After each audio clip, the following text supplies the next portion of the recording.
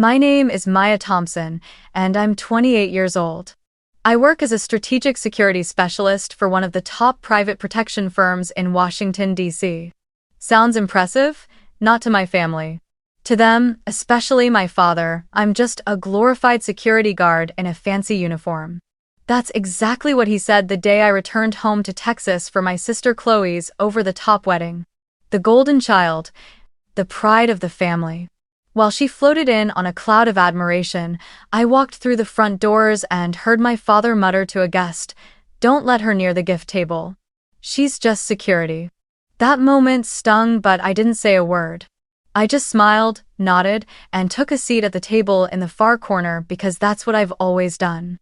But by the end of that night, when armed criminals stormed the venue, when guests screamed, and lives were seconds from being destroyed suddenly, my job, and who I am, became the only thing that mattered. If you're watching this right now, tell me where you're from in the comments. Don't forget to hit that like button and subscribe for more powerful stories about family, rejection, and redemption. I once read somewhere that a child abandoned emotionally by their family learns to light up their own world with a tiny flashlight, something no one else can see, and no one will ever truly understand how vital that light is. I understand that deeply. Because from a very young age, I lived in the overwhelming shadow of my older sister Chloe. Chloe is 3 years older than me, the kind of daughter any family would proudly show off to the neighbors. She was a top student, always at the top of her class, won the state's Outstanding Student Award in 11th grade, joined the baking club, volunteered at a nursing home, played the violin, and even delivered the graduation speech on behalf of her school. Whenever relatives came over, Mom would pull out her old silver laptop and proudly play Chloe's award-winning science presentation, while Dad would beam and say she was going to be a real leader. A perfect success story. Ah. And me? I was the daughter who couldn't sit still for more than 10 minutes. I liked climbing trees, taking apart electronics, and biking down dusty dirt roads with the boys in the neighborhood. I once punched a classmate for calling my friend the fat girl. I got sent to the principal's office for talking back to the teacher. Every time I got into trouble, Dad would sigh, shake his head, and look at me like I was an ink stain ruining the family's perfect portrait. Why can't you be more like Chloe? Gentle, obedient, well-behaved. Every time I heard that, something inside me turned a little colder. When Mom was still alive, she was the only one who truly saw me. She knew I loved the truth, loved justice, or more accurately, hated injustice. She once said that if I were a boy, I'd probably grow up to be a great cop. I remember the summer afternoons she'd take me to the library and sit with me for hours in the criminal justice and forensic science section. She never told me to stop dreaming. She only said, if you truly love something, chase it with everything you've got. But be kind, Maya. Don't let your anger be the cage that holds you forever. She was the only light that understood the glow inside me. But then Mom passed away when I was 14, taken by late-stage ovarian cancer. That was the first time I truly understood how brutal helplessness can be when the only person who ever held you in the dark was suddenly gone. After that, everything changed. So fast, I couldn't catch my breath. Just a year after the funeral, my father Charles remarried a woman named Diana, someone he had worked with on a real estate project in Austin. Diana was the perfect embodiment of the world my father aspired to. Elegant, rigid, and suffocatingly polished, she had a gentle smile but eyes that scanned me like a design flaw no one could fix. To her, I was a remnant of a former marriage, a burden she had to tolerate for the sake of the family's reputation. Chloe, on the other hand, was treated like her own daughter. Weekly shopping trips, smiling selfies captioned mother-daughter joy on Facebook, prom photos shared on Instagram with captions as long as a novel. Meanwhile, I was constantly corrected for every tiny thing. Maya, sit like a proper young lady. Why are you dressed like a boy? So you want to be a cop? A proper woman doesn't run around catching criminals. I still remember vividly the day I told my father I wanted to study criminal investigation at the University of New Mexico. I was nervous, but I had prepared everything. My application, transcripts, scholarship essay, even a detailed 4-year academic plan. But the moment I finished speaking, he let out a dismissive chuckle and said something that cut colder than a blade. "That's not a job for a serious woman. You plan to spend your life with handcuffs and guns? Those jobs are for men. You should find something more appropriate for a girl." I didn't argue. I just quietly folded the folder, went up to my room, locked the door, and for the first time in my life, cried like a child who had truly been orphaned. 3 days later, I left home with an old backpack, a few changes of clothes, and an enlistment letter from the United States Army that I had applied for on my own, without anyone knowing. I joined the military at 19. 4 years in tactical security forces taught me things no classroom ever could. Discipline, rapid judgment under pressure, combat skills, and most importantly, self-respect. The ability to see my own worth, especially when no one else would. After completing my service, I used the GI Bill to study international security at George Mason University. I graduated with honors, earned a nomination for an elite internship program, and eventually joined Sentinel Global Security, a private security firm specializing in high-profile events, international conferences, VIP protection, and federal risk analysis. I built my life not to prove anything to anyone, but because I knew if I didn't do it for myself, no one else would. And yet today, as I sat in the glowing banquet hall of a wedding reception, listening to my own father casually say, "She's just a security guard," it felt as though the last 10 years had never happened. Every effort, every achievement, every hard-won milestone crushed under those 5 weightless words, like an invisible slap, cold to the bone. And painful to the deepest root of the self-worth I had sacrificed my youth to protect. I'm not even sure why I agreed to come back. Maybe part of it was duty. Maybe part of it was a fragile hope that after all these years after I had stepped into the world, stood on my own 2 feet, and earned something truly worthy, my father and the family that once turned their backs on me, would finally see me differently. But just hours after setting foot back in Texas, that hope began to fade like light in a fog. And by the time the rehearsal dinner rolled around, it had almost completely disappeared. The party was held on the resort grounds 2 days before the official wedding. Everything was lavish to the point of excess, from the silk ribbons tied around each chair to the gold-trimmed champagne flutes and the massive white orchid wall set up purely for Instagram photos. I arrived on time, wearing a sleek gray high-neck jumpsuit, my hair tied low, my face bare except for a hint of tinted lip balm. I came alone. Of course I did. There was no one to invite. And even if there had been, I wouldn't have dared bring them into a world so steeped in judgment. No one but me could understand what it felt like to be cast aside before even stepping into the room. When I reached the reception desk to ask about my seat, a young woman in a staff uniform smiled politely and said, "Oh, you must be Maya Thompson. Your seat is at table 19, at the back of the hall." I glanced at the chart and saw my name, Thompson, Maya, clearly grouped with distant relatives from out of state. Not the family table, not the head table, not where close ones sat. I asked carefully, "My family, which table are they at?" She replied quickly, "Table 1, near the stage. But I believe it's already full." A gentle way of saying no. I nodded, swallowed the lump rising in my throat, and walked toward the back of the hall, trying not to let anyone see how tightly I was clenching my fists. I sat down and tried to appear unfazed. Around me were extended relatives I'd never met before. Some glanced at me, then turned to whisper among themselves. No one spoke to me first. I sat there, sipping water, watching everyone from a distance like I was watching a movie starring my own family, while I remained just a spectator. Chloe walked into the banquet hall in a sleek white dress with daring cuts, arm in arm with her fiancé, a tall man with slicked back hair and the confident walk of someone in advertising. The whole room applauded. I clapped too. But at my table, no one noticed whether I did or not. My father, in a navy suit, hair slicked and polished, didn't miss a single chance to show off his eldest daughter. I watched him pull groups of guests toward Chloe and introduce her with visible pride on his face. This is Chloe, my eldest daughter, assistant marketing director in LA. She was just promoted to lead the new project team at Pure Glow. Guests gasped, shook hands, offered congratulations. Then, as if to maintain some kind of polite balance, he glanced over to where I stood nearby and said to a group nibbling on canopies, "And that one? Maya. She's a security guard. Somewhere in DC, I think. Not like Chloe." How withered. I stood still, offering a faint smile, a smile colder than the air conditioning blowing against my shoulder.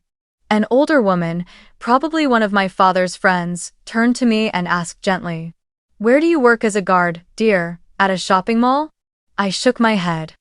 "I work in VIP protection and high-level event security coordination." She nodded slowly, though her eyes couldn't hide the surprise and a hint of disappointment. "Oh, sounds very specialized." Another guest, while scooping salad onto their plate, asked bluntly, "So are you planning to go back to school and change careers? Being a guard must be tough, and probably not very stable, right?" I wanted to respond. To say that I graduated college with honors, that I had been awarded a certificate of merit by the National Security Agency, that the work I do once saved dozens of lives during a bomb threat at a major conference in New York. But instead, I simply smiled and replied softly, "I'm always learning. In this field, you never stop." But no one was listening. Because by then, they had already turned away to chat about Chloe's 3-carat engagement ring or her custom $16,000 gown from Italy. I returned to my seat in silence, once again feeling like my presence was just a small error in this otherwise perfect picture, a detail no one would notice missing. And I began to understand that, to them, I would never truly belong. Not because I didn't try, but because they were never willing to see who I really was. The evening passed in a haze of artificial cheer glasses clinking, polite laughter floating through carefully scripted conversations, warm golden lights casting a glow over the ceiling like a stage set too perfectly. I stayed at table 19, quietly holding my glass of water, sipping slowly, reminding myself to stay composed. I had grown used to being left out like this, so used to it, in fact, that it hardly even hurt anymore. But while everyone else was busy comparing dowries, admiring wedding rings, or posing for photos, something else caught my attention, the only thing that made me sit up straight and focus on instinct. A sign of danger. As everyone's eyes were turned toward Chloe and her fiancé being invited to the stage to speak, I noticed a man in a server's uniform carrying a tray of pastries. His movements weren't like the other staff, not the crisp, practiced rhythm you'd expect at an event this upscale. His uniform wasn't quite right either. The shirt was too loose, the tie hung crooked, the collar wrinkled, and, most importantly, he wore no name tag. I frowned. High-end venues like this, especially resorts, have strict standards for staff, uniforms, and conduct. Every employee is checked before serving guests. No name tag usually means one of two things. Either he's brand new and hasn't received a badge yet, or he's not a real staff member. I started watching more closely. And then I spotted 2 more men in similar uniforms but with subtle differences, mismatched tie colors, buttons that didn't match the standard design. None of them wore name tags. And most importantly, the way they moved, they weren't serving tables in assigned sections. Instead, they walked in zigzagging patterns, looping around, and weren't carrying food or drinks like the rest of the staff. They drifted past the tables, scanning the room. Their eyes weren't on the guests, they were on things like handbags, the wedding gift table, the exits. I couldn't take my eyes off that group of men. In my mind, everything I had ever studied, trained for, and been drilled on throughout years of on-site security work was running on a loop. Identify abnormal behavior. Assess alertness levels. Compare target movement against standard behavioral patterns. I breathed slowly, trying to stay calm just as I had during high-level federal events. And then I saw something that made my skin crawl. One of them, the tall man in a black shirt, moved toward the side door of the banquet hall, pretended to check a dessert tray, then tilted his head slightly and whispered into an earpiece. A small black earpiece, barely noticeable unless you were standing close or knew exactly what to look for. But I recognized it immediately. It was a covert communication device. And that alone told me these weren't regular waitstaff. I pretended to head toward the restroom near the stage, but really, I was repositioning to get closer to the side entrance where the three men had just been. I tucked myself behind a large pillar wrapped in decorative string lights, about 6 meters away. Just then, I spotted one of them, the man wearing thin black gloves, standing beside the guy with the earpiece, speaking quietly. His voice was low, but not low enough to escape my ears. After the first dance. Gift table, split up, no one notices. My heart clenched. Just one sentence, but it was crystal clear. This was a planned robbery. And they had a timeline. They were waiting for the perfect moment when everyone's attention would be on the couple's first dance, when the lights would dim, when the music would drown out every other sound to split up, move fast, and hit the wedding gift table, which held dozens of envelopes, expensive jewelry, and even a small safe. I stepped back slightly, my back pressing against the wall. Years of experience in high-risk environments told me this was more serious than I'd thought. These weren't amateurs. They didn't speak loudly, they didn't flash weapons. They didn't look threatening. They were executing exactly the kind of soft assault model I'd seen deployed at major conferences, blending in with catering staff, moving in erratic patterns, avoiding the eyes of organizers, and launching a coordinated strike during the most vulnerable moment. I clenched my fists, my chest tightening like I'd just been doused in ice water. I scanned the room. My father was laughing with a group of business acquaintances. Chloe was taking selfies with her bridesmaids, all dressed in pale pink. No one had any idea what was about to happen. No one sensed the threat already inside this room. And once again, I realized no matter how many times people belittled me, no matter how often they reduced me to just a security guard, I was still the only one who could see what no one else could. And this time, I couldn't and wouldn't stay silent. I pulled my phone from my pocket, trying to steady my hands as I moved quickly toward the quiet hallway behind the banquet area. My heart was pounding like a military drumbeat. I dialed 911 and spoke clearly and firmly. My name is Maya Thompson, Strategic Security Specialist with Sentinel Global Security. I'm currently at Hillstone Resort, the venue for the Thompson-Harper wedding. There are clear indicators of an organized robbery being planned. I suspect at least 3 to 5 individuals have infiltrated the service staff. They're using earpieces and appear to be coordinating an approach to the gift table following the first dance. I said it all in one breath, my voice low but precise, every word slicing through the air like a blade. The dispatcher's tone immediately shifted into tactical mode. Copy that. Closest response unit is approximately 15 to 20 minutes out. Can you maintain communication and ensure the scene stays calm until officers arrive? I gripped the phone tightly, nodding even though they couldn't see me. I'll do my best. Please hurry. Then I ended the call and took a long, steadying breath like the first step into a live mission. Only this time, the people I needed to protect were the very ones who had once turned their backs on me.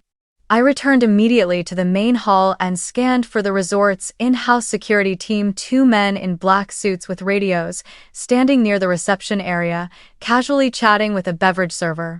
I approached directly, no hesitation, no small talk. Excuse me, who's in charge of security here? One of them, a man in his 40s, turned and looked me up and down as if I were just an annoying guest. Are you with the wedding party? Is something wrong? I reached into my chest pocket, pulled out my ID badge, and held it up. Maya Thompson. I work for Sentinel Global Security. I have reason to believe there are at least 3 unauthorized individuals embedded in your catering team, planning a coordinated robbery at the gift table in under an hour. They exchanged looks, then glanced down at my badge. The other man shrugged. You're saying robbery? But this is a wedding. No VIPs, no diplomats, no one worth taking that kind of risk for. Besides, we've already got 2 armed guards watching the gift table. I clenched my jaw. This was exactly what I'd seen at so many events before: naive overconfidence. They're not targeting a person, they're targeting valuables. This is a wealthy family wedding. Dozens of guests carrying expensive gifts, jewelry, cash envelopes. This is a calculated hit.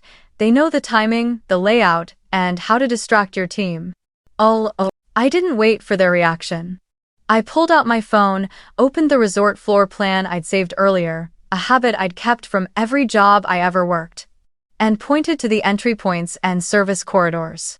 I need you to divide your personnel into 3 teams, one to monitor the gift table closely, one to secure the back doors and kitchen access, that's where I observed them using earpieces, and one to patrol the outdoor garden area, which is extremely vulnerable once guests step out for photos.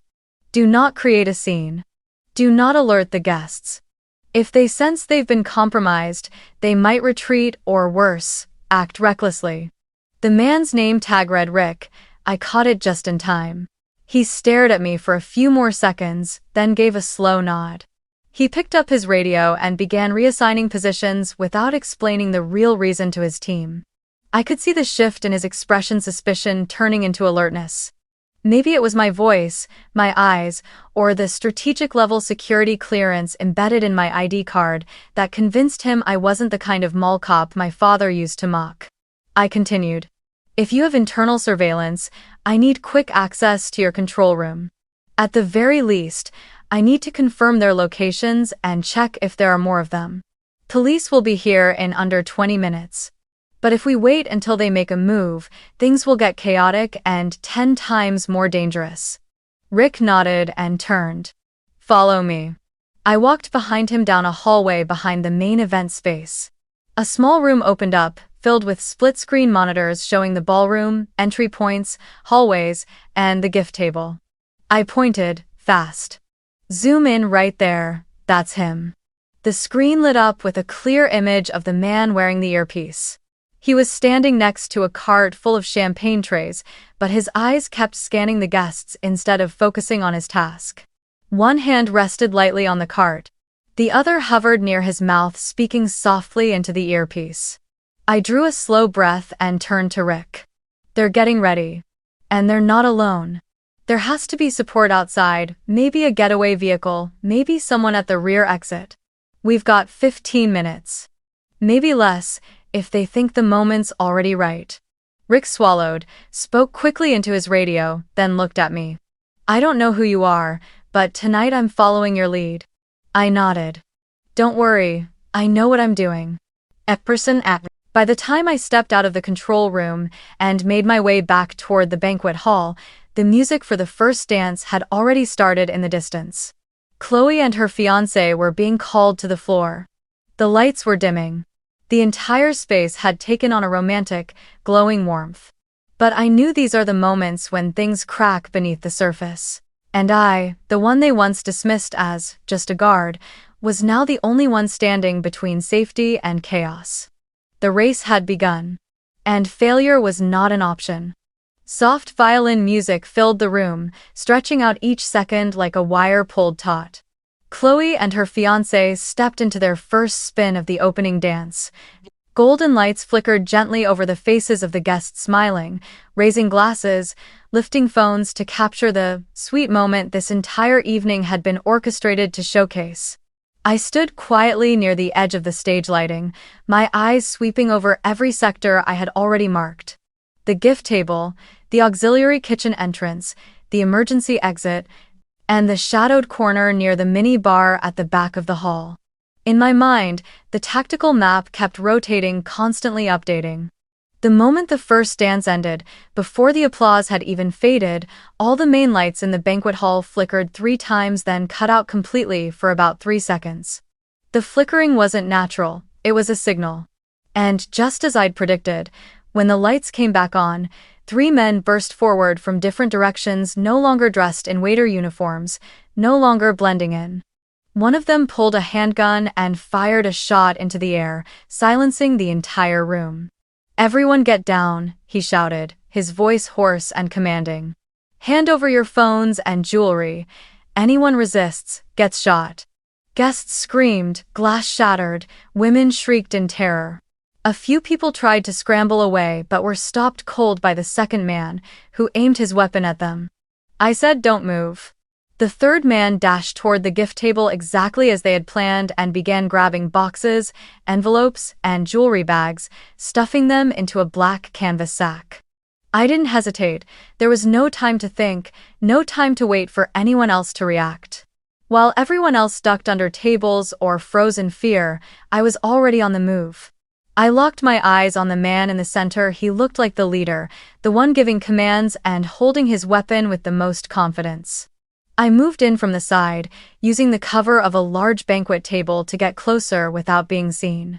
I was within 3 meters of him when I shouted, "Drop your weapon," and kicked the table hard, sending glasses and plates flying, jolting him into turning around. I used that moment to strike. From the right, I swept low, classic takedown technique. He lost his balance, staggered slightly. That was all I needed. I closed in fast, locked his gun arm under mine, and drove him to the ground with my full body weight. He thrashed and resisted, but I'd trained for exactly this. I twisted his wrist behind his back, forced his knee down with a sharp strike to his leg joint, and pinned him face first to the floor with my knee pressing down hard at the base of his skull. Just as I secured the leader, the second man saw what was happening and opened fire in my direction. The shot cracked through the air like a whip. I barely managed to roll to my right. The bullet grazed my shoulder, searing through the skin like a red-hot blade. Pain exploded across my upper arm, blood soaking through the fabric instantly, but I didn't stop. I held onto the disarmed gun, rolled again, and shouted at the top of my lungs. "Rick, execute the plan, lock all exits. 3 suspects at the gift table, move now." Seconds later, Rick's radio buzzed sharply. He and the resort's security team sprang into action. 2 black-suited guards surged out from the hallway, each targeting one of the remaining attackers. 1 suspect was tackled to the ground immediately. The last one drew a knife and bolted toward the rear exit, but it was too late. That door was now blocked by 3 guards armed with electric batons, ready for confrontation. Everything unraveled in seconds, chaotic, loud, thick with the acrid sting of gunpowder. Screams, shouts, breaking glass, flashing lights. The air itself felt like it was pulsing with fear and fury. I rushed toward the center of the hall, where my grandmother, the most fragile person in the room, was panicking amid a crowd of pushing, frightened guests. She was being held by a distant cousin, but I could clearly see her face had gone pale, her hands trembling uncontrollably. She had a history of heart problems. If no one calmed her down, this could escalate beyond fear. I crouched beside her, ignoring the blood dripping steadily from my shoulder. "Grandma, it's me, Maya. You're okay. Listen to me, breathe slowly. Look into my eyes. You're safe, I'm here." I held her hand tightly, shielding her from any possible threat. My other hand still gripped the handgun I'd taken from the leader, pulled behind me and ready to act if anything else went wrong. Even then, my eyes scanned the room, maintaining position, shouting over the chaos, "Everyone stay where you are. Do not move. Security has control."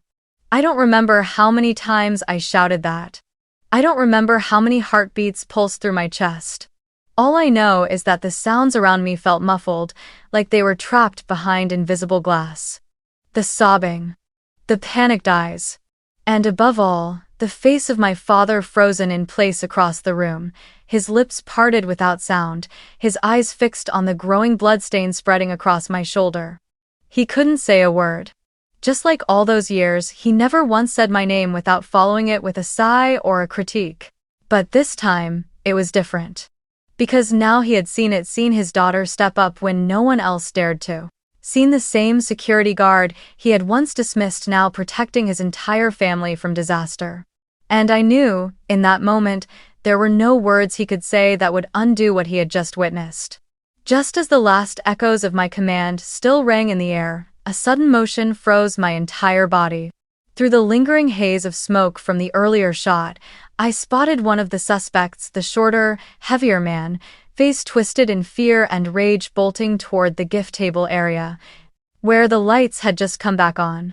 He lunged forward, grabbed my father by the wrist, yanked him upright, and shoved the muzzle of a pistol against his temple. The air went still. I could hear Diana's shriek pierce the room, followed by the sharp crash of a glass falling somewhere behind me. "Give me the safe code. Now." The man screamed, his gun pressed hard to my father's head. "I know you're the one who booked this venue. Say the code." My father froze, his mouth agape, his face bleached white. In that instant, I saw the raw terror on the face of a man who had once looked down at me like I'd never be anything. For the first time, his gaze held no judgment. For the first time, he looked like someone vulnerable.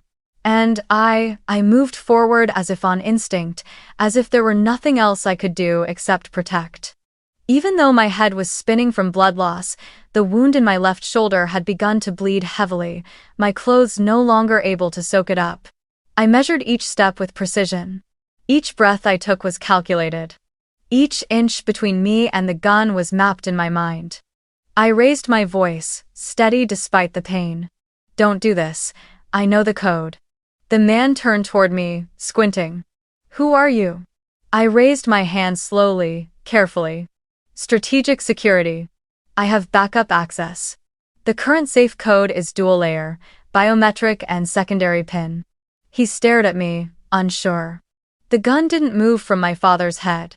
My father, meanwhile, was trembling, barely able to get words out. I don't remember. I need to check my phone." "I can open the safe," I said firmly. "But I need you to back away from him. I'm not carrying the biometric device on me, but I can retrieve it from the control point just a few meters away." "You want the money, right? I'll help you get all of it, just let him go." I said it like I was luring him into trust, sweetening my tone to pull him closer. And then he did exactly what I wanted. He shoved my father aside and turned the gun toward me. "You go first, no tricks. End of 4. I stepped slowly toward him, hands raised shoulder high, silently counting the distance in my head. 3 meters, 2 meters, half a step. Perfect range.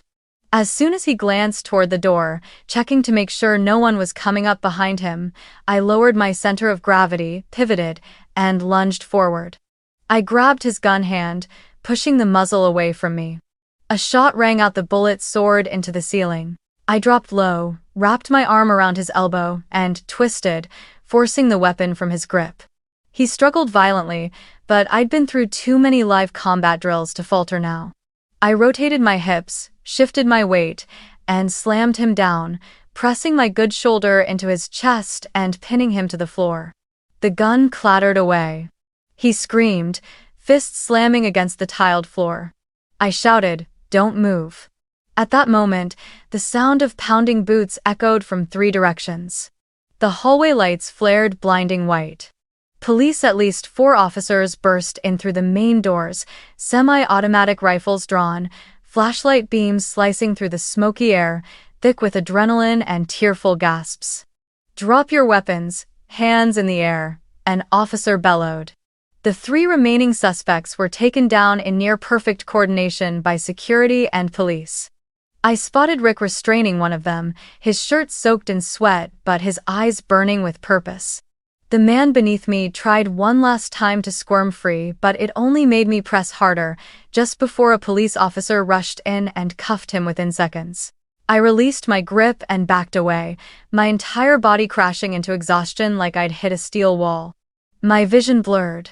The wound on my shoulder burned, searing like hot coal pressed into my skin. I staggered upright, one hand pressed against the drenched fabric over my shoulder. Then from somewhere in the chaos came the sound of clapping. Hesitant, faint, then dozens more. Then hundreds. A wave of applause broke through the dense air, full of gunpowder and adrenaline. But I didn't feel proud, I just felt drained. My eyes scanned the room. Chloe was frozen beside the wedding cake, her white dress soaked in spilled champagne. My stepmother, Diana, was clutching my grandmother tightly, crying openly. And in the center of the shattered ballroom, my father stood watching me. He didn't blink, his face was ghost white. And for the first time, I saw him take a trembling step toward me, with nothing at all to say. But I didn't wait for him to come closer. The police were already asking me to get my wound checked. I gave my father one last glance, a small nod. Not out of anger, not pride. Just a quiet acknowledgement of something that no longer needed to be said. You never truly saw me all these years, but today, I was here. I protected everyone. Even you. Then I turned away, leaving him standing there in the middle of the crowd applauding me, the daughter they had once dismissed for being just a security guard. I woke up the next morning in a small hotel room tucked behind the resort, the sharp scent of antiseptic still lingering in the air. Sunlight filtered through the curtains, striking directly across my left shoulder, now wrapped tightly in white gauze. Even the slightest movement sent waves of pain through the wound, pulsing in sync with my heartbeat. I pushed myself up with one arm, still dizzy, my throat dry and raw like I'd swallowed sand. On the nightstand beside me, my phone buzzed incessantly, unread notifications piling up. Over 60 missed calls, hundreds of messages, and a long scroll of unopened emails. For a fleeting moment, I thought I might be dreaming. But then it all came back, every detail. The gunfire. The look in that man's eyes as he took my father hostage. The commanding voices of the officers charging in. The scent of my own blood soaking through the ceremonial outfit, now tossed in a crumpled heap in the corner. It was real, all of it. And there was no going back. I reached for my phone. A message from Alicia, my best friend back in DC, sent at 5 a.m. Screamed in all caps. Maya. Turn on the TV, CNN. Right now. I opened the news app instead. Right there, at the top of the homepage, was a bold red headline. Army veteran stands alone against armed robbers at wedding, saves dozens, including her own family. The video rolled, a 5-minute news segment. It opened with security footage, me, in a silver gray jumpsuit, charging at the armed man, wrestling the gun away, blood staining my shoulder, eyes locked and unblinking. Another angle showed me cradling my grandmother, helping her breathe through the chaos. Then the footage of me taking down the man who had a gun to my father's head, pinning him until the police arrived to handcuff him. The anchor's voice was low and steady, filled with reverence. Samantha Maya Thompson, U.S. Army veteran and current strategic security specialist at Sentinel Global Security, single-handedly detected, alerted, and responded to an armed robbery attempt, saving dozens of guests during a high-profile wedding in Texas.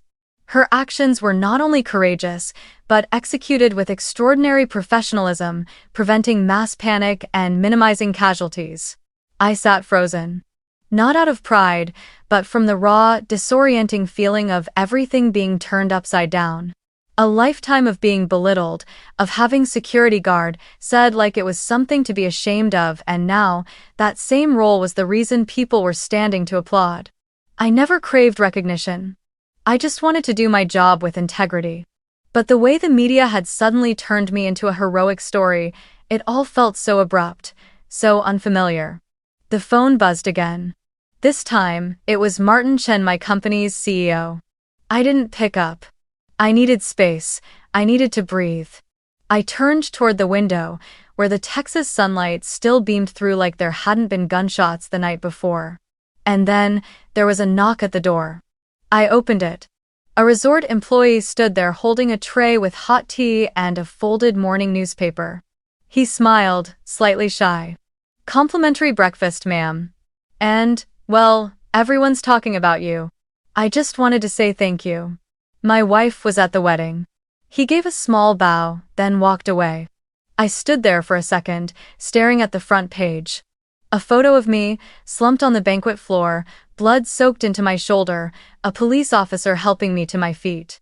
Below it, bold words in black print. Not a hero, just someone who did what had to be done. I stepped back inside, sat down on the edge of the bed. The phone buzzed again. A new message. A landline number with a local area code. The text read only one line. "Dad is downstairs in the hallway. If you have a moment, he'd like to talk." I hesitated. Then I stood up, carefully slipped on a jacket over my injured shoulder, and grabbed my water bottle. When I stepped out into the hallway, he was already there. No suit, no tie. Just a wrinkled white dress shirt with the sleeves rolled above the elbows, a few strands of gray hair falling loosely over his forehead. He turned at the sound of my footsteps, his expression unfamiliar and cautious. "You," he began, then faltered. His voice trembled slightly. "You saved all of us." I didn't answer right away. I looked at him, the man who had scoffed at me when I walked into the wedding, the man who once introduced me as just a security guard, like it was something shameful. Now he stood in front of me with no performance, no polished words. Only the weight of regret, visible in every blink. "I didn't do it for you," I said slowly. "I did it because it was the right thing to do. For Grandma.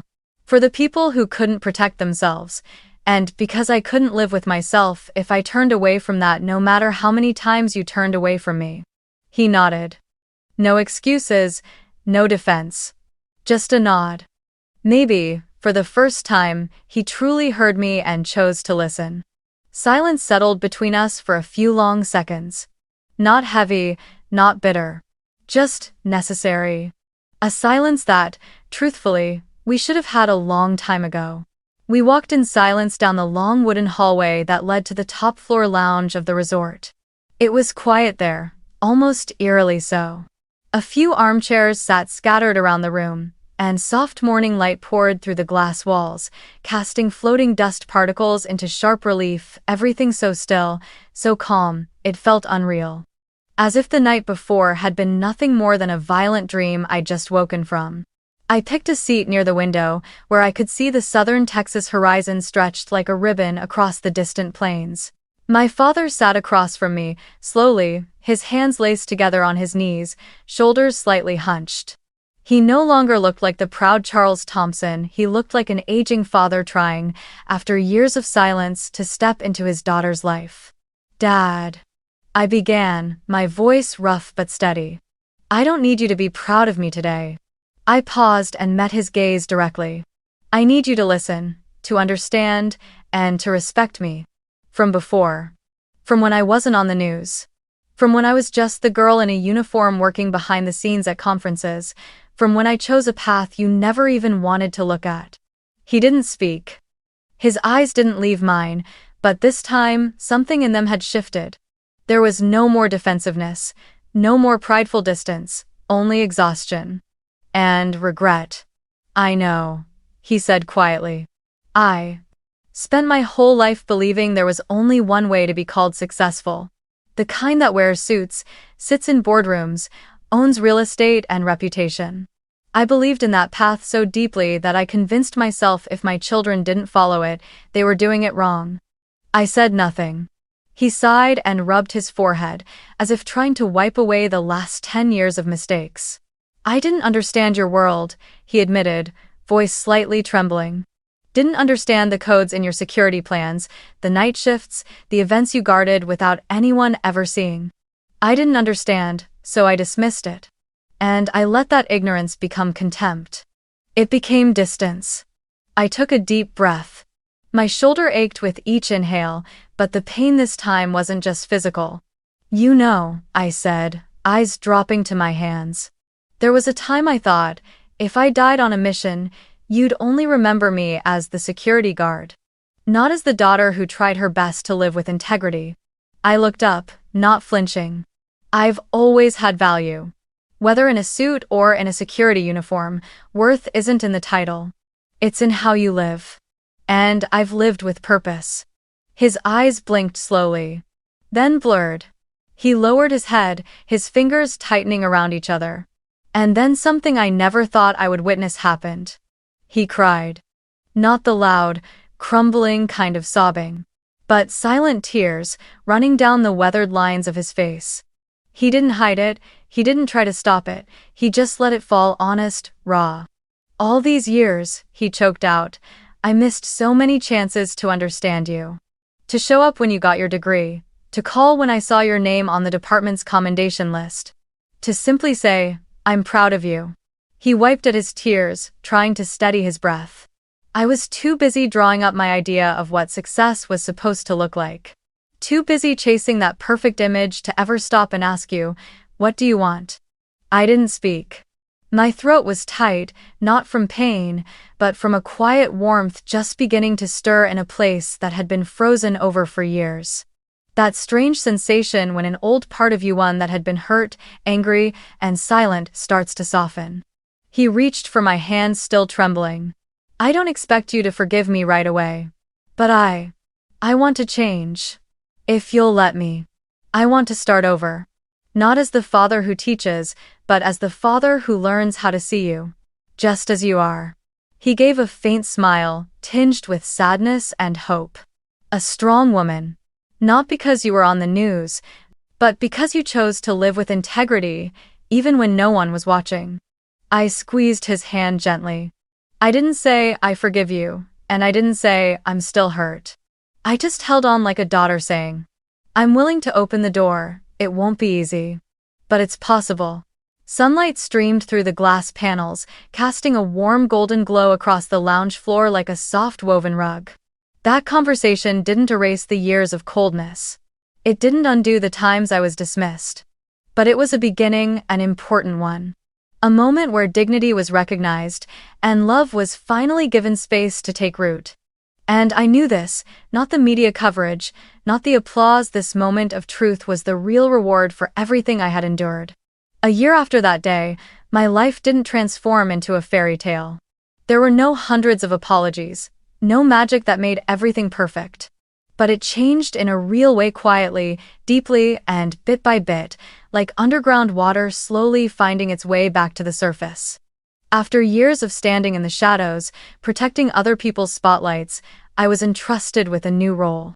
The leadership at Sentinel Global Security promoted me to head of tactical event security training, a position previously reserved for former FBI agents or high-ranking military officers. I wasn't the one with the most elite credentials or powerful connections. But I was chosen for the very qualities I was once mocked for. Calm in the face of chaos, clarity in silence, and the ability to act when no one else would. The first time I stepped onto a major stage to speak at a national security conference, the room held over 300 delegates, representatives from companies, government agencies, and media outlets. I wore a well-fitted suit, nothing fancy, no jewelry, just the old military watch I always kept as a reminder of where I started. And when I looked down at the front row, I saw him. My father. Sitting among the guests. No camera in hand, no one by his side to show off his daughter. He just sat there, back straight, silent, and when I finished my presentation, he was the first to clap. Not loudly, not theatrically, but sincerely. From a man who once didn't believe I could ever do anything meaningful with my life. And in that moment, I knew it was the first time he wasn't just looking at me. He was seeing me. A year later, I was invited to speak at a quiet ceremony honoring individuals who had performed acts of bravery in Texas. It wasn't broadcast on television. There were no evening gowns, no red carpets. Just a room full of people who, in a critical moment, chose to act for others rather than seek safety for themselves. And when I stepped up to the podium, I didn't read a prepared speech. I spoke from what I had lived. I used to think success was being recognized, having someone stand up and say you were worthy. But in truth, success isn't about being acknowledged by others. Success is having the courage to live by your own values even when no one else understands them. It's continuing to move forward even after you've been dismissed, underestimated, or placed at the outer edges of someone else's life. And sometimes, to keep going, you have to be the first person to see the light within yourself. The hall went quiet for a long moment before the applause broke out, but this time, I didn't need the applause to know I was on the right path. I had known it for a while, since the moment I stepped out from the shadows of doubt and stood in the light of my own integrity. Don't let others define your worth by titles, name tags, or appearances. You don't need recognition to have value. You can be silent and still shine. Walk the path you believe in even if others mock it, because that is what truly makes you who you are.